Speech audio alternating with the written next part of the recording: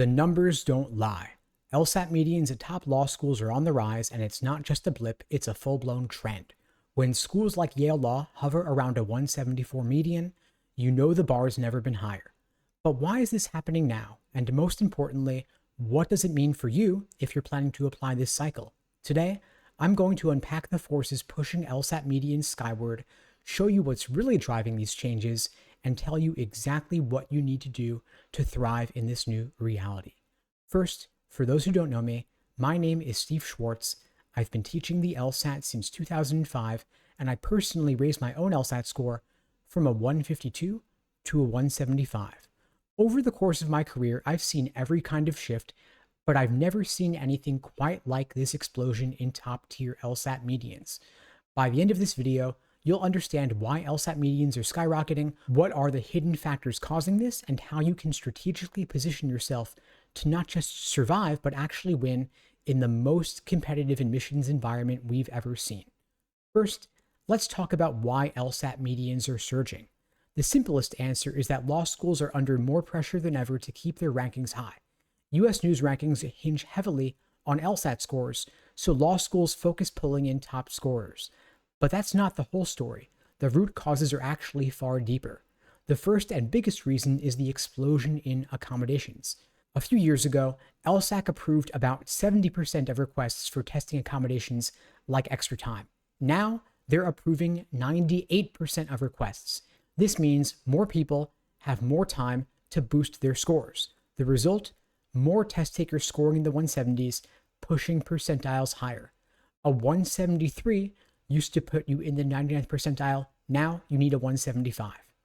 And more retakes means better scores. The LSAT used to be offered only 4 times a year. Now it's offered 8 times a year. More test dates means more opportunities to retake. And more retakes mean more chances to hit a personal best. Law schools only consider your highest LSAT score, so there's no reason not to try again. This alone lifts the pool of top scorers and raises LSAT medians. Finally, we have a more competitive applicant pool because there are more applicants, more people applying, especially due to factors like the recent presidential election, the big court rulings on affirmative action and Roe v. Wade, and heightened social awareness are funneling more motivated applicants into law school. Every time political tension spikes, so do law school applications. More applications mean more high scorers, giving schools an even richer talent pool to choose from. High scores, as a result, become the norm, not the exception. And of course, rankings are a huge factor. Law schools care a great deal about their ranking because rankings in prestige means more employer interest, more donations from alumni, and stronger institutional reputations. Since LSAT scores are a key factor in the rankings, schools zero in on them. Even a slight jump in medians from a 172 to a 173 could help maintain or boost a school's rank. And this continuous jockeying for position ensures that medians stay sky high. Additionally, we have the recent changes to the LSAT itself. LSAC removed logic games after the June 2024 LSAT, replacing it with a second scored logical reasoning section. Now, depending on your position, this makes the LSAT either easier or harder, but regardless, the thing is that this cycle, people got to choose whether to take the LSAT before the change or after the change. And so students could choose which format of the test worked better for them, letting them get the highest possible score on the version of the test that best played to their strengths. Now, all these factors might sound intimidating, but here's the upside. With the right plan, you can position yourself to meet or exceed these rising medians. The first thing you want to do is aim higher than you think you need. If you previously thought a 170 would cut it, think again. If you want a T14 law school, you want to aim for 175 or above. Maybe that sounds extreme, but if you're putting in the work, there's no reason to limit yourself and no reason not to shoot for a 180. And if you'd like my help getting up there, 175, 180, my team and I would be glad to help you out. At LSAT Unplugged, we offer live online classes via Zoom, on-demand video courses, small group coaching, and one-on-one coaching. You could check out the links below to find out more and to book a call with me and my team. We'd be glad to help you out. Now, you also may want to leverage accommodations if it's relevant for your situation.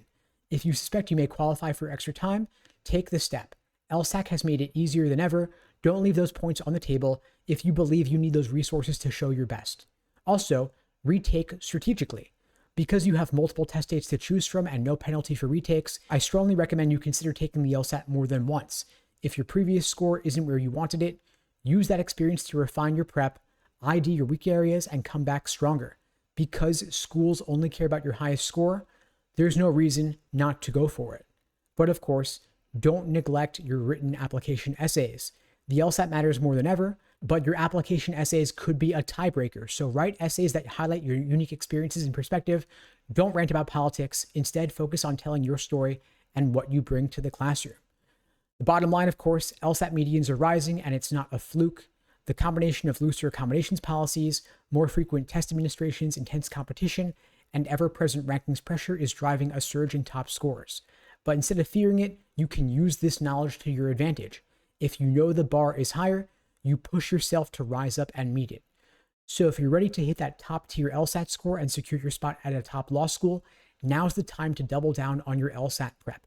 And if you'd like my help, you could check out the links below to book a call with me and my team. We'd be glad to support you in getting the highest LSAT score possible. And in the meantime, I'll wish you all the best and take care.